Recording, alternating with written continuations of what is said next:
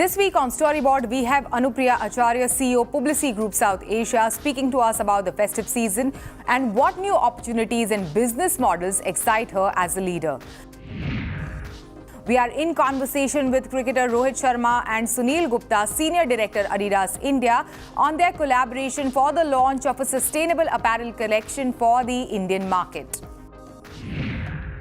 Hello and welcome to Storyboard. I'm Shibani Gharat. Today, we are in conversation with Anupriya Acharya, CEO, Publicis Groupe South Asia. She is speaking to us about many things, including the big PepsiCo win, what are clients spending on this festive season, will global macroeconomic factors dampen the festive mood, and what new opportunities and business models excite her as a leader. Anupriya, welcome to CNBC-TV18. My pleasure. We are meeting in person after 2 years. So 2 years of pandemic later, what are the emerging opportunities that interest you as a leader? Well, the pandemic has changed a lot of things. We saw the acceleration of digital adoption through the pandemic, and that has had a huge impact on all businesses, including ours. The kind of shift that we have seen is quite humongous, and that has impacted our businesses very, very positively. We were already pivoted in that direction. So we've seen more than a fair share of market share gain with that. And a lot of learning, a lot of excitement has got generated around that, and that's a great thing. The other area I think that has seen a lot of shift, quite a dramatic change, is the emergence of India as a very important player in the global scheme of things. So it became the pharmacy of the world. It has the talent advantage, and hence as people, this remote working became more easy, the India talent advantage became more apparent. We saw the birth of so many unicorns. India became the unicorn factory. So all of these things also have impacted, obviously, our business. And India has started playing a much larger role in the overall global network. As well as the kind of requirements that these new set of clients and new set of companies, the startups have of our businesses is very, very different. So it has helped us also sort of reinvent a lot of the areas that we were working on. So that's been very, very exciting. Yeah. Another thing which has shifted is the whole focus on purpose for brands. We've seen this, right? Purpose has come into sharp focus for brands, and even if you look at the 2030 global agenda for sustainable development, clearly brands will have a huge role to play over there. And we being in the communications business, I feel that this is a very exciting time for all of us to be playing our bit of role in this whole area. And last but not the least, we've spoken about talent. We can't shift from this topic without talking about talent. Yes. So we've seen like the way talent deals with organizations, the way people treat their work, the relationship that they have with work has also changed. Firstly, there are a lot of new skills which are much in demand, and there's not enough trained talent. So obviously, all organizations are having to train and recruit and train in scale. A lot of talent wants to work remotely, work in different paths. They want to work on their own terms, and talent has been one of the core focus areas for organizations like us, because it's a knowledge profession of knowledge. It's a people's business. It's a people's business. So clearly we've seen that our own strategies around talent have also really matured a lot.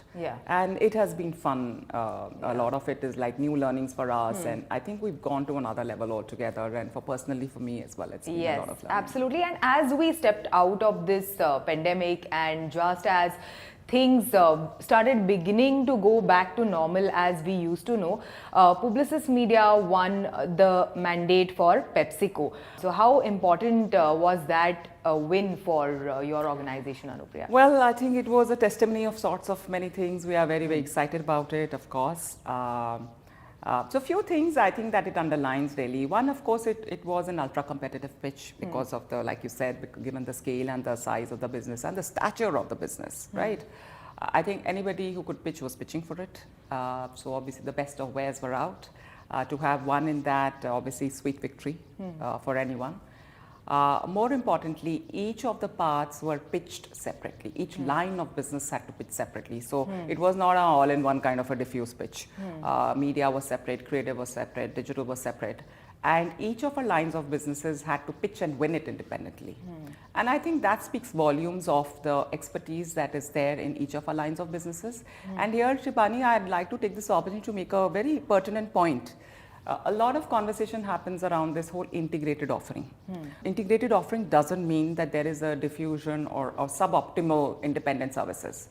So we believe that you have to have strong independent individual services, and of course then collectively you are unbeatable. Yeah.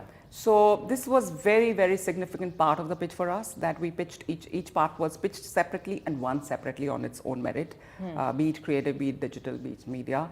Also, the entire portfolio was consolidated. In media, any case, AORs are a norm, but in creative, you know, a lot of clients do split their businesses, but we won that entire portfolio as well.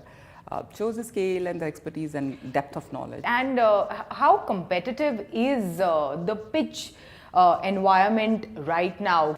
So pitch scenes have always been ultra competitive, and there is no difference in that. So pitches continue to happen, but the nature of businesses and the requirement for the pitches has changed quite dramatically in the last few years. So we find, for example, increased requirement for specialist expertise, like agile content, commerce, performance. All these areas were more like an add-on earlier, but now they're becoming very core to pitches, where it is important for you to be able to have demonstrated expertise in that. Secondly, obviously, the pitches are also quite dependent on the nature of the business of the client. So there are new app economy clients which have a very different requirement. So you need to have all of those skills. And then there are the old economy evergreen clients which are looking at, say, reimagining their business.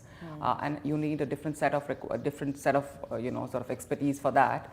I think basically what is coming into sharp focus is expertise, scale, capabilities, but also agility.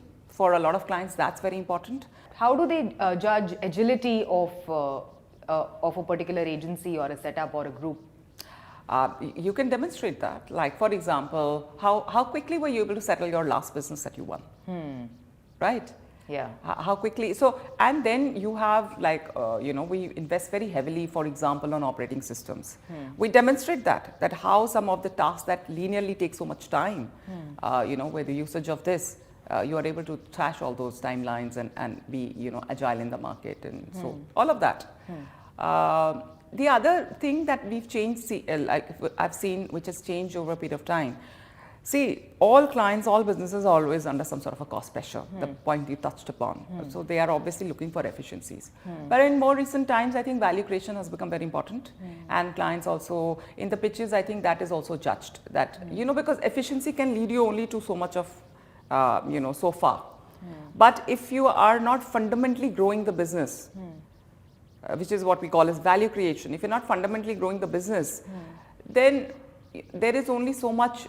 I mean, you can keep doing pitch after pitch, but the efficiency is not going to really grow your business. So I think that has become, as the market has become more competitive and tough, I think the clients have also increasingly they are shifting focus there. Why do you say it's become tough? Like, what is leading to that? So firstly, there are many more brands today as compared to a decade back, right? So there are similarly, if you look at the lines of communication, okay, it's totally disrupted with the onset of digital and what technology has done to people. And now we are again sitting on a cusp of another disruption with Web 3.0 coming in. So the thing is how, I mean, when I started my career in mid-90s, it was already like television was making big sort of, you know. So you have lived through that experience. I have lived through that. So you have learnings from there. So what are those learnings actually? So one of those, if you can share. In hindsight, I can tell you that, I mean, that time I rode the wave. And we, as part of growing up in that era, obviously, we learnt many new skills which were not there in the industry before. Okay, but in hindsight, I can say, and we apply that. I apply that, for example. So similarly, when the wave of digital came last many years back, say 5-7 years back, and now, of course, this a huge adoption. One of the things that I've realized when I look at it from an outside, from a 35,000 feet, it is very important to train people very quickly. Because those skills never exist. So you have to have your plans in the pipeline. One of the big learnings that I've had, Shibani, is that, you know, plan in advance. So a lot of times, you know, you realize through the pandemic, there is more growth than you can chew. So it is not only about pitching and winning, it is also ensuring that you have adequate supply of talent, talent engagement, clear talent acquisition plans, because you will not grow if you are not able to, sustain. You can't take those businesses if you don't have talent to support them. Absolutely. So, I mean, these or are deliver, some, yes, or exactly deliver to how, those exactly, businesses. absolutely. Yeah. So, and delivering on clients that you have won and existing clients is extremely important because you are only as good as how well you're delivering on your clients. So we are meeting, during the festive season. Anupriya, share with us what mediums are clients interested in, invested in during this festive season? During the festive season, clearly we will see an emergence of a lot of other media as well, because as you're aware that a lot of categories come into play during the festive season, which are not there possibly through the year as much, like your automobiles, consumer durables, and many other apparel, fashion, a lot gifting. So a lot of those will come into play, and on the other side, obviously, all the publishers across media ensure that they have a lot of original content, cricket and all of that. So which generates a lot of interest in the consumers as well. So during the festive season, we expect a lot of growth even on all the other channels, including print, including experiential marketing, out of home, all of that. So we expect that. But some of the players and sectors that you mentioned, auto, FMCG, consumer durables, they are all facing supply chain issues, cost, inflationary headwinds, of course, the global impact of inflationary headwinds on their businesses. So do you think that will dampen the festive mood for us? So there is no doubt that the global environment has been worsening. And it is having some headwinds in India. For example, we can see the funding winter, very early setting in of the funding winter, and it will have its impact on the startups, which have fueled a lot of advertising in the last few years, right? So that is there. Having said that, one is the fundamental economic indicators all are still showing steady growth. That's great. Festival is always an important time for Indians. So I think the festive season should not be an issue. I think we will see growth in that. And more importantly, Shivani, the long-term parameters for India are very strong. So, we cannot approach the market one season at a time, right? In the long term, I mean, a lot of people argue that it is the decade of India, right? And the huge domestic market that we have, I think is a huge opportunity, which is the reason it's so attractive for all the global advertisers, attractive for all the Indian advertisers. So that is not going to go away anywhere, the advantage that we have as a huge domestic market. So I think in the long term, any case, it's a strong view. A bit of caution, of course, has never hurt anybody. So that we will continue. That's what everyone has been saying for the past 2 years. Exactly. What will be the key focus areas for the group in the coming months? So one, of course, we'll continue to invest very heavily in capabilities and capacity. I spoke about that. It is very important both are very important for growth. So we'll continue to focus on that. Talent is going to be extremely important focus area, because these are very tied with the capacity and capability. You can't build that without a clear talent strategy. So that will continue to be very important. And last but not the least, I spoke about purpose being important to brand. And I talked about the fact that we are very excited being in the communications area to be able to play our role in that. So that is an area that we will surely focus on. Help brands, help businesses, reinvent their business around purpose and play a little part around. Great. Having said that, Anupriya, about the talent and talent strategy, you mentioned it's really important to train the talent pretty quickly. But how do you acquire and attract the talent that has been moving away from this industry to other businesses and other sectors? The key thing is that, is it an attractive profession, right? And I believe it is, despite all the sort of talent challenges and all of that. I mean, there is something which is there in this business which keeps it alive decade after decade after decade over centuries. This is not a business which has gone up and What gone is attractive to you about this profession, and how has that changed over the years? From the outside, it was very fascinating. Like a lot of people that I've interviewed later, I've realized people have just come in out of fascination and they didn't really know much about the business. And plus I come from a small town where there was no way of advertising also. So it was all very new for me. I got placed in media because I came from a science and maths background. So I think it was a fascination, but what has kept me in the business is more important. What has kept me in the business is that constantly you are learning new things. Because you have to be on top of consumer insights and on top of consumer behavior and trends, and hence, so which means that you are always pushed to the edge as well. So you are always very contemporary in that sense in your thinking, right? Whether it is new tools, whether it is consumer insights, whether you are close to the economy, what are happening, how various categories impact each other. So you have a very inside view of the consuming economy. So all of that makes it a very plus, unlike in a lot of other industries where you become very sort of straight-jacketed on areas that you're specializing in. I think that here you get a ringside view of a lot of things. Yeah. So that has been very interesting. I find the culture very interesting. It's fairly open, not very straight-jacketed. People are happy to have fun, and so that has suited my temperament as well. So I have had opportunities over many years, over decades, to move on to other businesses, but I have chosen to stay. And great. All right. Thank you so much. Thanks for joining us today. Yeah, thank you very much. Lovely meeting you after such a long time. It is time for a short break. On the other side, we are in conversation with cricketer Rohit Sharma and Sunil Gupta, Senior Director, Adidas India, on their collaboration for the launch of a sustainable apparel collection for the Indian market. Welcome back. Recently, Adidas collaborated with cricketer Rohit Sharma and unveiled their first ever collaboration of sustainable apparel for the Indian market. This collection comes in continuation with Adidas and Rohit's long-standing partnership and commitment to end plastic waste. Rohit has been committed towards this cause in partnership with Adidas, as witnessed during the past 2 editions of the IPL, where he used the platform to showcase specially crafted shoes highlighting the cause and spreading awareness around marine plastic pollution. To tell us more today, we are joined in by Rohit Sharma along with Sunil Gupta, Senior Director, Adidas India. Rohit, Sunil, welcome to CNBC TV18. Thank you so much. Rohit, first of all, congratulations on the launch of your new collection. Tell us, the idea behind it and what is the kind of involvement that you had in this launch? It was important. This thought of creating something was going through my mind for a long period of time, and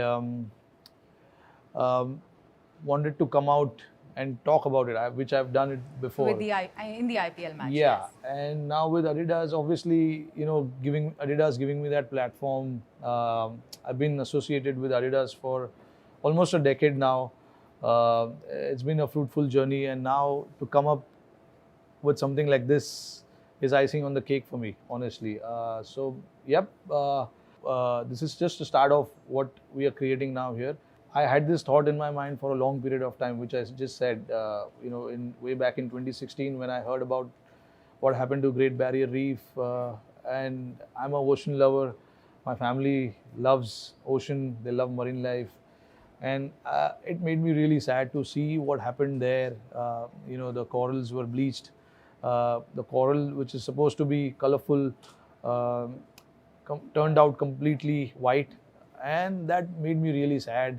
Only because to see, what happened there and to see the marine animals going through, obviously it's the global warming,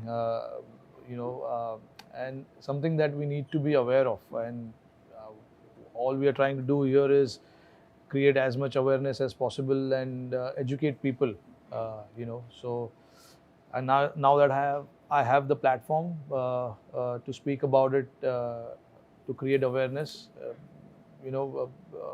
I can do more things in the future as well. Yeah, that's a great thought. Actually, on that note, Sunil, what difference does it make when an ambassador himself is involved in a particular cause and just merely lending a face to your campaign?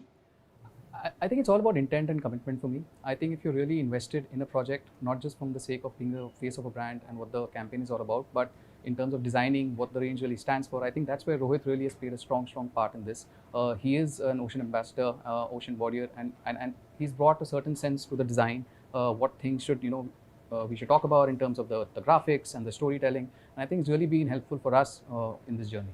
Okay, and what does sustainability mean to you as an individual? How do you go about sustainability in your everyday life? Sustainability is something that should be way of life, not just for me and him or you, but for everyone. That is what I think. And the single use of plastic is something that we should try and avoid. That's where sustainability comes into the picture. And everything that we are wearing today is made from recycled plastic. It's been recycled and made into a beautiful outfit. So I think that's probably how the life should go on, and everyone needs to buy into that. I know for a lot of people who have not known to this will find it difficult, but that's where we come into play, and we need to educate people and make them understand what it is. Yeah. Also, Sunil, at Adidas, you guys, have made a commitment towards sustainability, which also meant that by 2025, you aim to have 90% of the product to be sustainable. What are the steps taken in that direction, and how are you achieving that? See, for us, plastic waste is the problem, and I think innovation is the solution, and we have to be part of that solution. So what we've done is, for example, we're talking about virgin polyester. We've committed by 2024 we'll replace all virgin polyester by recycled polyester wherever possible. Right, that's one step that we've taken. We also work very strongly with our global partner, which is Parley. Right, over the last 5 years, we've made over 50 million pairs of ocean plastic footwear. 2021 alone, 18 million pairs were made from plastic which is taken out from the oceans. So I think we need to work together, and I think partnerships is a long way to is a way to build that. Right, when you tackle such big problems, it's only through partnerships where getting people together and rallying behind a cause. Another case in point with Rohit Sharma.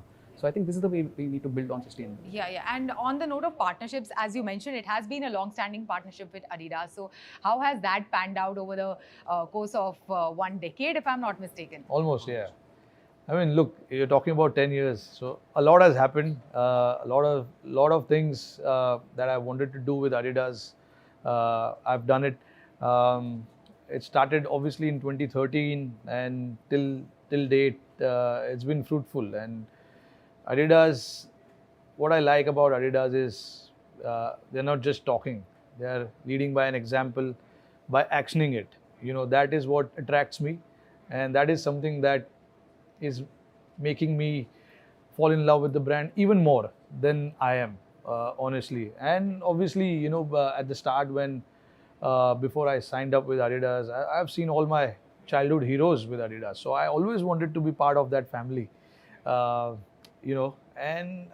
finally I got an opportunity to be with the brand. And yeah, I'm not looking to leave them anytime soon. Yeah, so action is what keeps the brand ticking for Rohit Sharma, is what you're saying. Yes. Over to you, Sunil. Over the past 2 years especially, we have seen consumers preferring brands associating themselves with purpose or cause. So can you share with us, what has been the impact of, this end polluting the oceans, run for the oceans, or campaigns like associating yourself with women empowerment? How has that worked for brand Adidas? 75% of the Gen Z audience actually looks at sustainability when making a purchase, right? So clearly it matters to them, and if it matters to them, then it matters to us, right? And I think that's where we're making the right steps, taking the right things, be it through our partnerships with Rohit, with Parley, and we're trying to do the right things to ensure that we all work towards a common cause, which is towards ending plastic waste. Yeah, and right at the beginning of the interview, you mentioned that this collection launch is just a start. So what are the big plans? How are you planning to take it forward? We are working with what can be our next step towards it. Obviously, a lot of planning and a lot of thought process goes into it. But I'm happy at the moment that this collection has come out first, and I'm quite excited to wear all of them. It's quite amazing. But yeah, obviously the plans are bigger, and hopefully we can let you guys know soon. Yeah. But yeah, there's some more planning that we need to do. All right, thank you so much. Thanks for these insights and thanks for joining us on CNBC-TV18 today. Thank you so much very for having much. us here. Thank you. With that, it's a wrap on Storyboard this week. You can catch all of our content on Facebook, Twitter and YouTube. Thanks for watching. We will be back same time next week. See you soon.